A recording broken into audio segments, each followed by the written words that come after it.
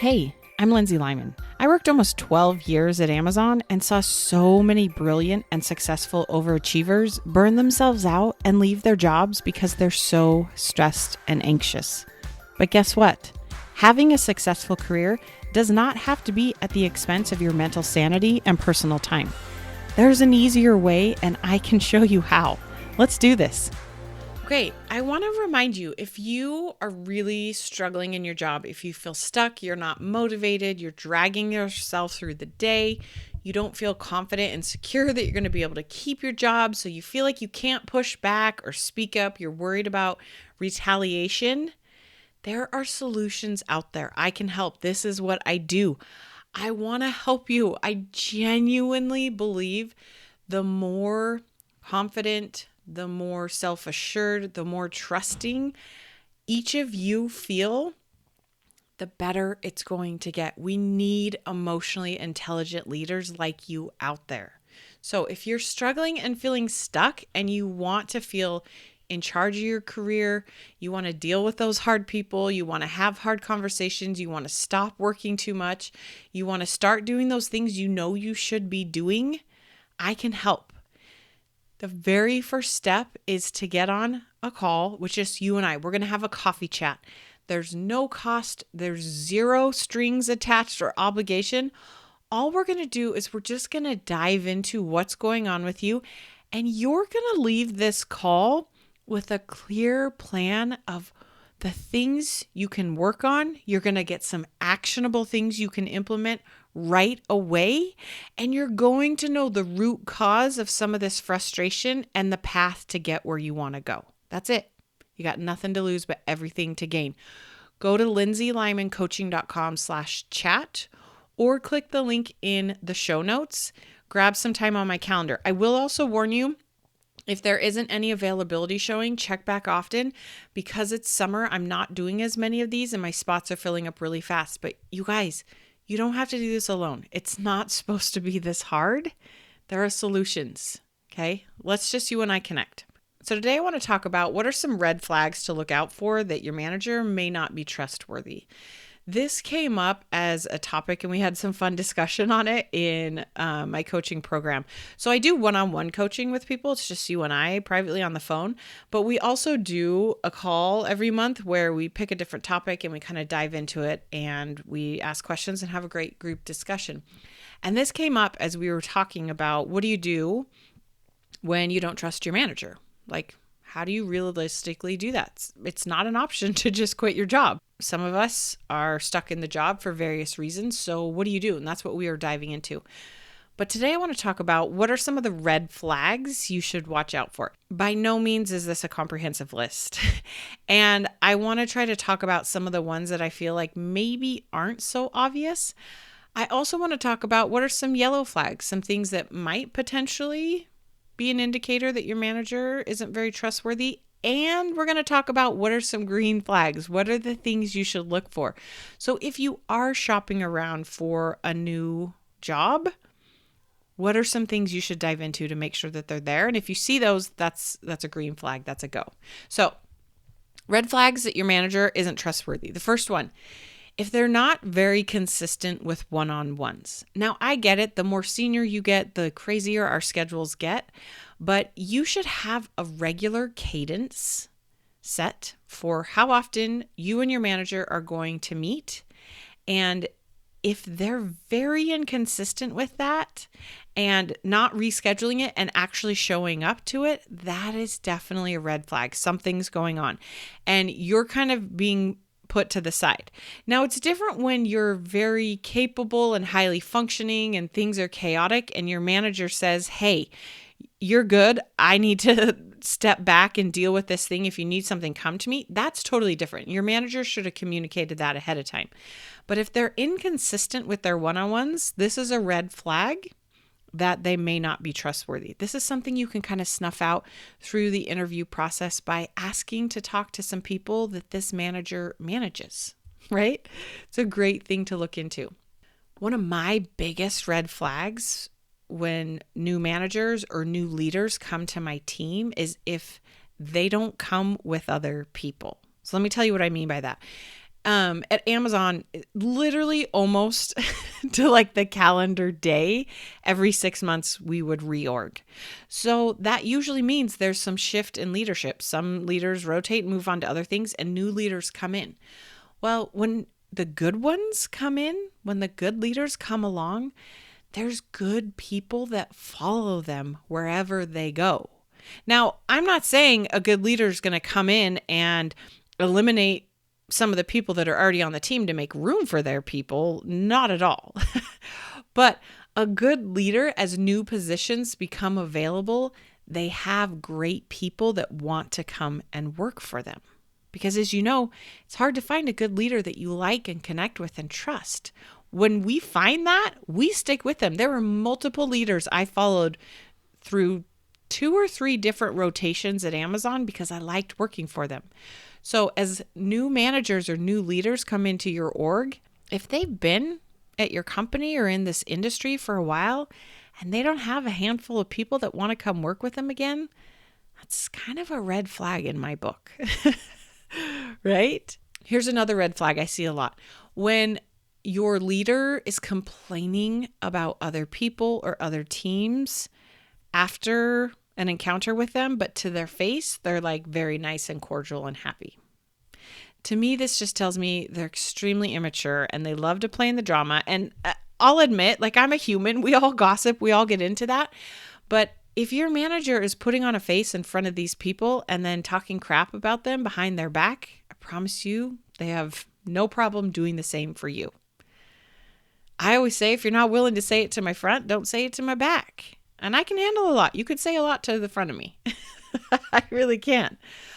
But if your manager tends to throw teams or people under the bus in private, but won't have those hard conversations in person, definitely a red flag. They are playing the game. Here's another red flag I see a lot. When your leader is dominating the meeting and won't let their team members speak up and answer questions to other leaders, right? This just shows that it's a very emotionally immature leader and they're making it all about them and they're not comfortable with what their team members are going to say and they're trying to take credit and work and own the narrative in the conversation. This is a major red flag to me. I hate being micromanaged. And this is one way that leaders do it, is by trying to keep their team quiet in front of their senior leaders to control the narrative. I'm like, no. Your job is to lead. It's not to dictate. Let your people speak up. Let them speak for themselves. And it's okay if they say something you disagree with. You handle that appropriately. But if your manager won't let the team speak up to their managers, that's definitely a red flag. And here's kind of the last red flag I see a lot, kind of common, is if they're messaging you off hours and they expect you to respond. I'm not talking about the leader that says, hey, I might email you or ping you at all hours of the day. You are not responsible for replying to me, right? Good leaders set that expectation. Or if you're on call, or I've had managers say, hey, heads up, we've got this thing happening this weekend with this executive. I might need to ping you. Totally different, right? Go back and listen to that episode of How Do You Have Trust? That's being transparent and being clear and consistent in expectations. But if they don't respect your hours when you're not working, 100% a red flag. You do not want to get yourself in a situation where it's not okay for you to take a break. So let's talk a minute about what are some possible yellow flags that your manager may not be very trustworthy. One of them I see is if your manager won't turn on their camera when you have calls. So if you're working in a remote setting and it's pretty typical for us to dial in, I get that sometimes I'm like, I just can't today. Like, I'm not turning on my video call for various reasons. There's some meetings I have where I would always take them while I was on a walk. Awesome. But I'm talking about if they don't ever turn on their camera, to me, that's just odd and weird and something's going on. Now, again, I say this is a yellow flag because there could be legitimate reasons why. I used to work with a lot of introverts as well, and being on camera was emotionally exhausting to them. You may have a manager that's an introvert. That's okay. Like, so I say, this isn't a total red flag in my book, but if they're never willing to go on camera, maybe even sometimes during your one-on-one, that's when I was like, this is maybe could turn into a red flag, maybe a green flag. It could go either way. Here's another yellow flag I see. In a group meeting, if they're always the one to go first and kind of dominate the conversation. Again, I say this is a yellow flag because there's certain times and areas where we need strong strategic leadership, and it's a waste of time to let everyone else him and haw and give their opinion when at the end of the day, the leader knows the direction we should be going. Just state it. But if they're always going first, if they're always dominating the conversation, this is just another way that they're micromanaging. Good leaders will purposely let their team give comments and feedback and will make a point not to give their opinion first because they know it will bias the opinion of others in the room. But again, yellow flag. There's a time and a place, and a time and a place. Okay? And the last yellow flag I see is when your leader doesn't understand what you do. I work with a handful of clients that are very frustrated with their managers because they manage them and they have no idea how to help them in their space. Now, I say this as a yellow flag because sometimes what you need out of your manager isn't like the tactical help.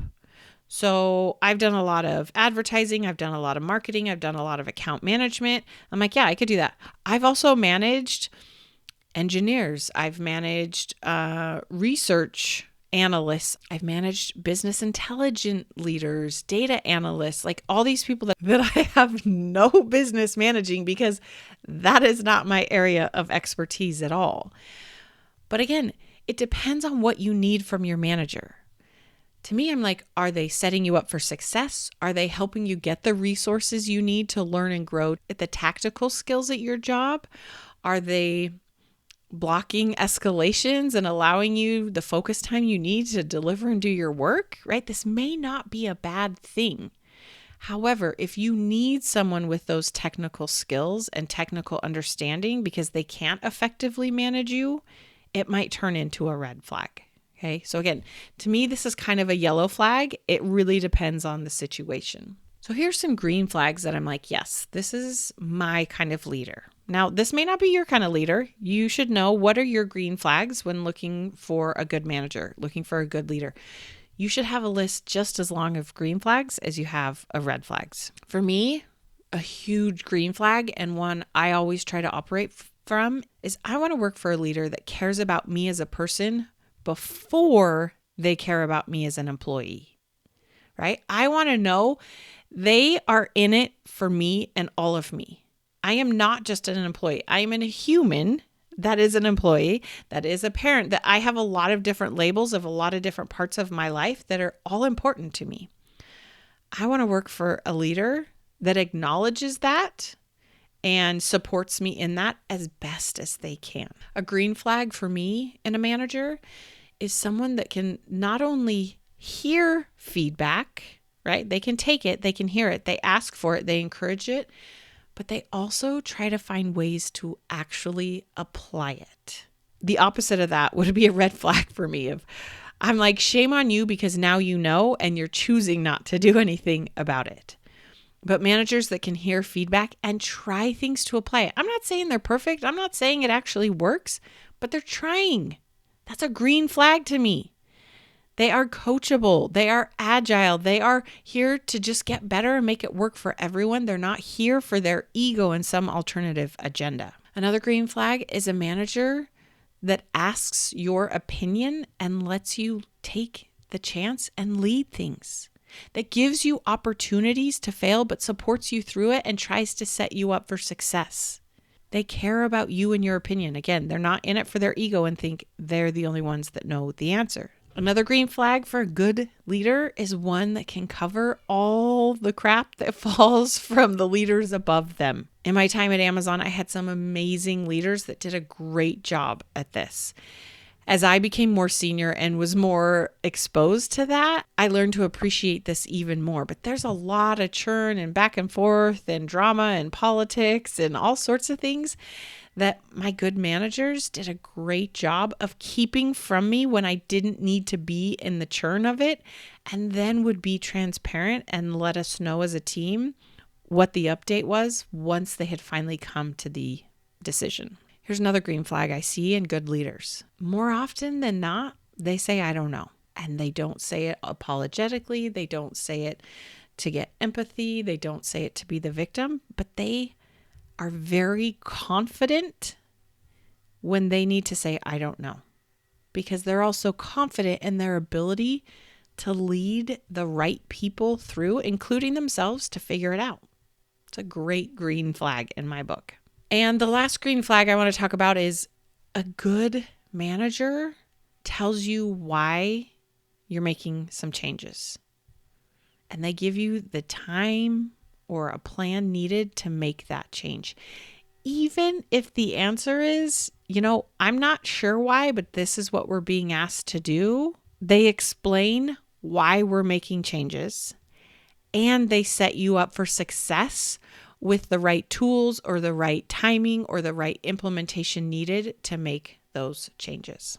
So if you don't already have a list of red flags, yellow flags, and green flags, I would encourage you to have one and think, how do these apply to you and what you're doing and how you're showing up? And as you're looking for other opportunities, how are you kind of using this as a filter to ask better questions through the interview process to suss out these types of things? All right, y'all, you got this. We'll talk soon. If what you're learning from this podcast is helping, this is just the beginning. Each week, I offer a limited number of coffee chats so that you and I can connect one-on-one and talk specifically about what's going on for you. You'll leave this call feeling more hopeful and motivated, but I'm also going to teach you a few things to try right away to get unstuck. Space is very limited and these are free, so grab your spot before they're gone. Click the link in the show notes or go to lindsaylymancoaching.com/chat and sign up today. You got this.